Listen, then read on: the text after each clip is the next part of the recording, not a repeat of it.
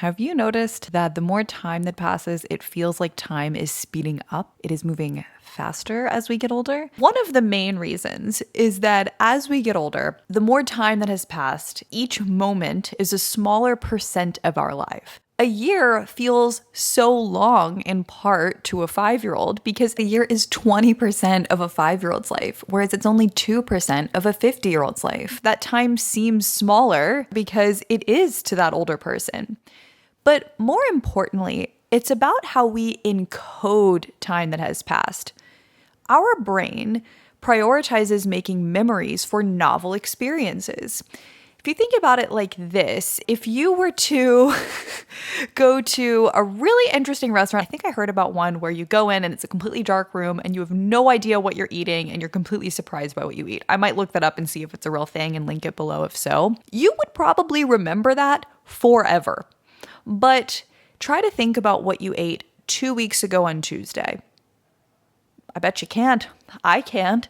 It's because it wasn't novel. You probably ate what you eat a lot of times, like the same kind of meal you cook or the same takeout you usually get. Our brain doesn't bother to really encode that because it's not as significant.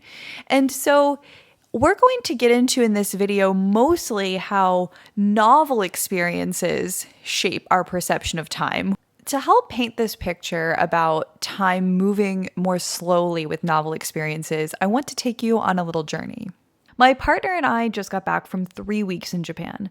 Coming from the USA, this culture was so different from our own. Even the train ride from the airport in Tokyo, we noticed so many differences, such as the eco-friendly nature of the city, more solar panels on roofs, clothes hanging outside on lines, houses built closer together. We also saw young kids running very orderly around a track in a way that we're pretty sure doesn't happen that often in the US, although we haven't been to that many schools lately. And we thought we had seen rush hour on a New York City subway, but being so close you can't even put your arms overhead to hold on to something, and you just stay in place by being so smashed in next to people tightly that as the train turns you're not moving. Yeah, that felt comical and endearing and educational all at the same time. To elaborate on that part a little bit more, I really can't express how odd this was because the people in Japan, we found the most kind and respectful people we've ever met. It's actually something that made coming back to America a little emotionally painful. An example of this would be in certain parts of Japan, if two people bumped into each other, it would be common for them to turn to each other and bow and then move on. Whereas in certain parts of the US, I think you'd be a lot more likely to hear, "Watch it, bro." It was such a contrast because in order to get onto the train, often they would cross their arms over themselves and then sort of like charge on, like almost making themselves into a slight ram to get onto the train. And that's part of what's considered normal there. Like that's just how you have to get on the train because it is so incredibly crowded. It is way more crowded than a New York City subway, even during rush hour. How people learn to live in a city that's so populated that it dwarfs New York. All of this new information was coming at us, and this was just on the train ride in, and not even 1/20th of the things that we noticed on that hour-long train ride. There was just so much newness. And so as we talked about earlier, with all of this newness, our brains were processing things differently. The time was enriched and there was more for the brain to process and hold on to. So it felt more full, which then made time feel as though it was passing slower. Now, when we were in Japan, I was expecting time to fly by because we loved it there. And we know that time we enjoy often tends to feel like it goes by really fast. And when we're miserable, time feels like it's crawling by. But I found out that this is overly simplistic. With all this newness, time was expanding in a way that I've never experienced. After 3 weeks visiting 5 different cities that all were unique in their own way, if you had told me and my partner that we were actually in Asia for a year instead of 3 weeks, we both agreed that we would believe that, and this shocked us. I had heard that novelty slows down time as a fun psychology fact, but I'd never experienced it like that before. So how do we slow down time in our own backyard? I think one way is from seeking novelty and noticing novelty. Now, upon hearing this, the impatient part of my brain is yelling back at this, is this the part where you're going to tell me what I already know about mindfulness? And the part of my brain that is just coming off a high of studying Zen Buddhism with a monk in Kyoto is going to say, yes, it is that part of the video. something that really stuck out to me that we learned there is no book. Like Christianity has the Bible and different religions have a main go-to book, but Zen you learn through sitting, breathing, letting your thoughts go, trying to focus on in the place that we studied, we were trained to count to 10 with, each breath, count our breaths, and then start over. I basically only would ever get to 2 and then have to keep starting over, although my partner was a lot more successful with this, but the point is the practice.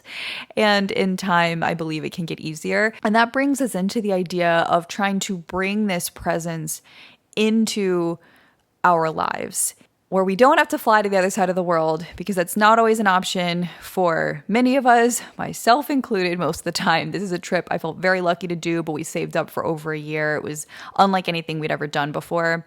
And in our own backyard, I realized upon getting back, walking down a street near my house, stuff I had never noticed before. There were about 4 different establishments that I had never really noticed fully. We have something that sells that, or that place has an open mic night. I had no idea.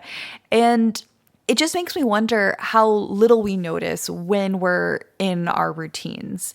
And this is not to knock any of us for having the routine where we watch the same shows or get the same takeout that we love. There's something so comforting in that. But when it's what we're doing day after day, year after year, that's when things start to blend together. In preparation for this episode, I spoke to a few people to see what their thoughts were about time starting to move faster and faster. Someone then brought up, oh, well, you're going to talk about COVID, right? The pandemic. And I was on the fence about it, but I'm really glad that she brought it up, because it's true. For so many people, the pandemic really changed our perception of time. It went slowly in some ways because there was so much struggle. It was such a scary time, particularly for people that were frontline workers. But for a lot of us, we were in our houses online a ton, something we're going to talk about how being on the internet affects our perception of time. We'll get to that at the end. But time started to blend together because we were doing the same thing day after day. We weren't leaving our houses and having novel experiences. And this meant that even younger people, as she pointed out, also felt that time was moving really fast. And I think that's because since about 2020, time has moved a bit differently for a lot of us. I'd love to hear if you feel the same way and your thoughts on that, if you want to comment on YouTube or Spotify. Adding more variety in our lives is one way that time can move differently. One of the additional reasons that time moves faster as we get older is we're having less new experiences.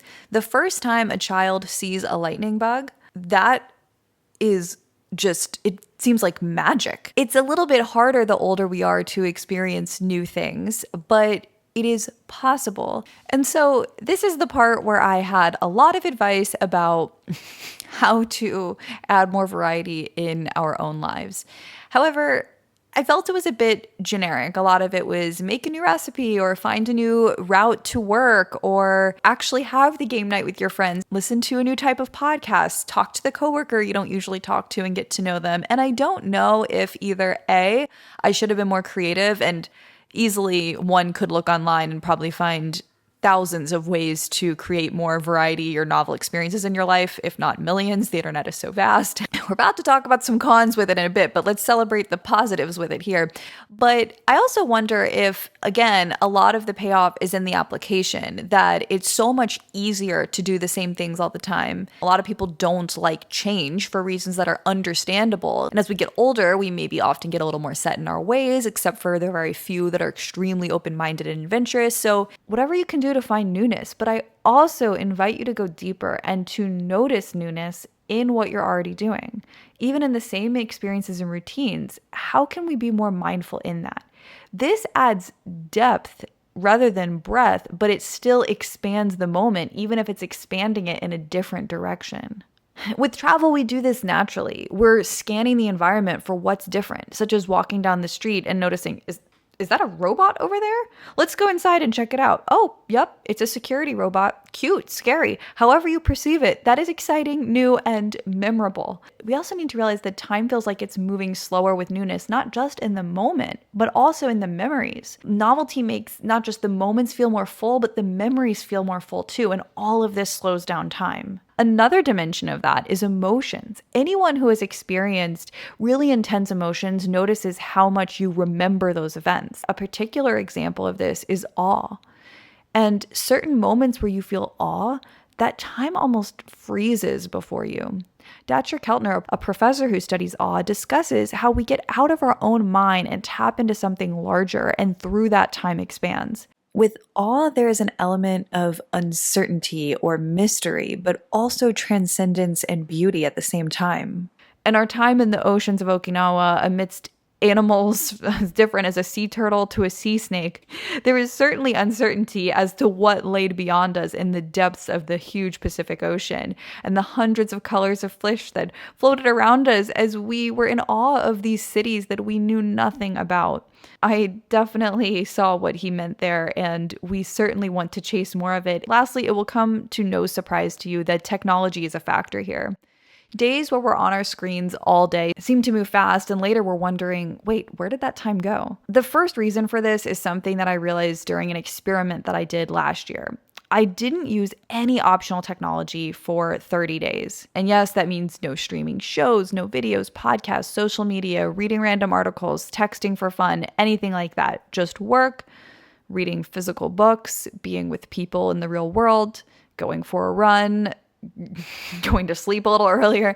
All of this made time feel as though it was moving slower.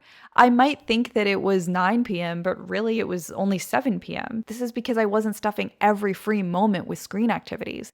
As the YouTuber Wobbleverse says in his video on the well-named time called ghost time, our brain doesn't process unique experiences and memories when we're rapidly shifting our attention.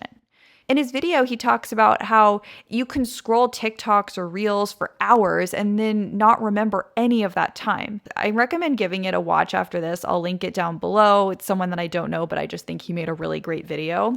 But it is a bit freaky, honestly, how you could spend hours on the screen and actually not remember where that time went. So being off technology was another reason time slowed down during our time away. I would be waiting in line at the post office there, and part of the reason I wouldn't go on my phone was to save money by not using as much data. Instead, I'd be forced to notice things, such as something that everyone notices pretty quickly there is that people walk on the left side instead of the right side. But fascinatingly, I learned at a samurai museum that is so that when samurais would pass each other, their swords would not hit each other because that would initiate a duel. So instead, to prevent duels from being initiated, they just had people walk on the opposite side. Now that I'm back in the USA, I do notice myself trying to hold on to who I was there and how I felt in Japan. We fell in love with the country, the people, culture, and animals. By the way, if you have not seen a tanuki, please look that up after this. It's an amazingly adorable Japanese animal called a Japanese raccoon dog. For those unfamiliar, it's a delight. And I realized I can't keep all of my experience in Japan in my mind and heart at all moments going forward. But I can bring with me an open mind and an open heart that an explorer journeys with. I can bring that with me anywhere when I remember to.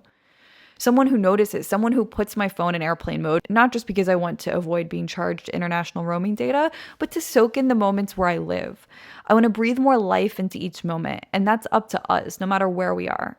It's possible to be miserable in paradise. Trust me, I saw people in that state. And it's also possible to be in a slow heaven in your own yard doing gardening or eating a juicy strawberry in the summer. It's not something I'll be able to do in every moment, but in the moments I remember, I'll aim to. And when I feel I'm having a hard time doing so, I'll try something new to give my brain something more to grab onto. Happy journeys wherever you are and wherever you're going. May time travel at the speed you wish. And if you would like a place to go after this, there is some bonus content in the podcast version of this episode that goes deeper on these topics, such as psychological studies, more from studying with the monk in Japan. And just so you don't have to repeat any of this content, I have linked the podcast episodes down below. I have noted in the chapter markers where the new content starts so that you don't have to re-listen to anything you already heard. Or if you would like a different video for after this, there is an episode on technology that I think could be a good follow-up on this because it's about time and our relationship to the internet, etc. I will link that down below too and speak with you next week. I hope you have an awesome week.